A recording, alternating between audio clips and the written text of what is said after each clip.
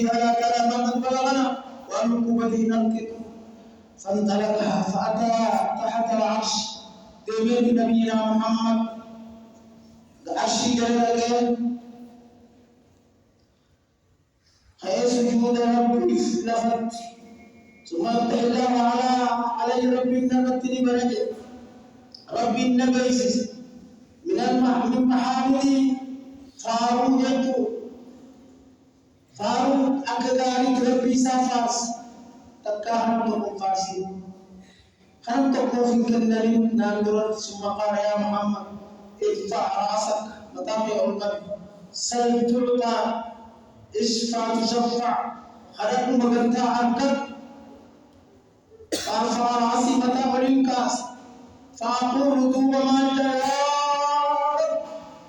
نبينا محمد رؤوف رحيم نبينا محمد يا رب يا رب أمتي يا رب أمتي يا رب أمتي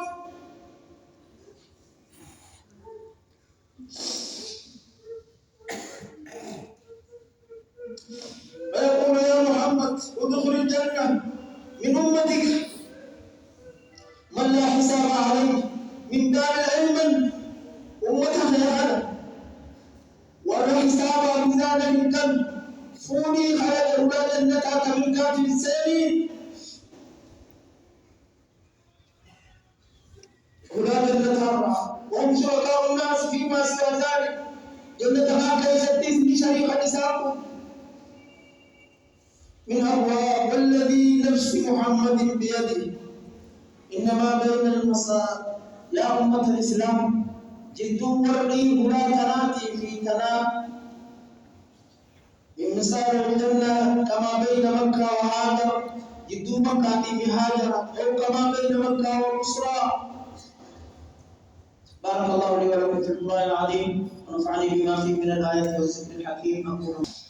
الحمد لله على إحسانه والشكر له على توفيقه وامتنانه وأشهد أن لا إله إلا الله وحده لا شريك له تعظيما. وبعد الشفاعة الأولى شفاعة مغنتان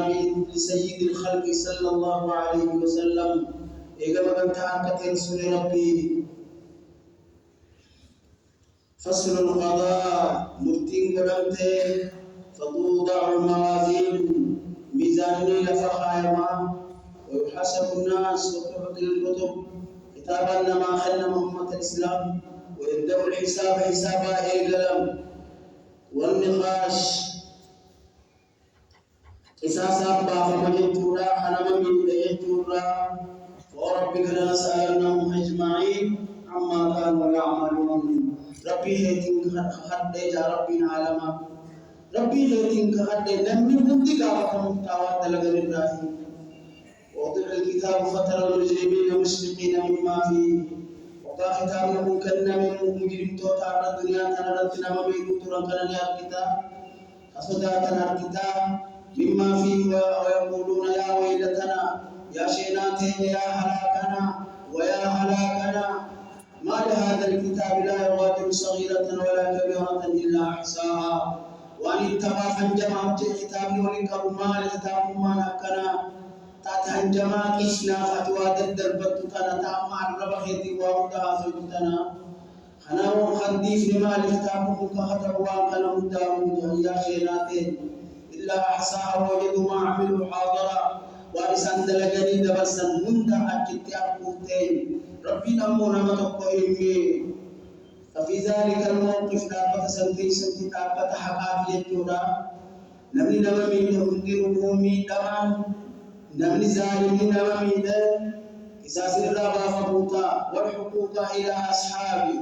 ميدما خير سالين فما خنما زلمي أكت كتابي جواب اتخنما يجودا إبن جهنمين أكت دوبا وان دلقي أكت شفتا يجودا يا نمامي نبي يا سنسيب الكتيس حيني هما هي الدوين هما بالربطين. عن أبي هريرة رضي الله عنه أن رسول الله صلى الله عليه وسلم قال من كانت رزقه عنده مظلمة لأخيه فليتحلل منها أرادتنها على لمنا ولا باقيان من أمامي فإنه لميسا إنتان وياسا ثم دينار ولا درهم أشي شرينجي سبتو سكايا من سبتو دوبا مانتو فجيجورا سرافونا مفتيسر أخي أبري سغيتي وانا أتزل إن تات المسجد أتجار أكين أتقوت النوامي ديو جراته خلود مفور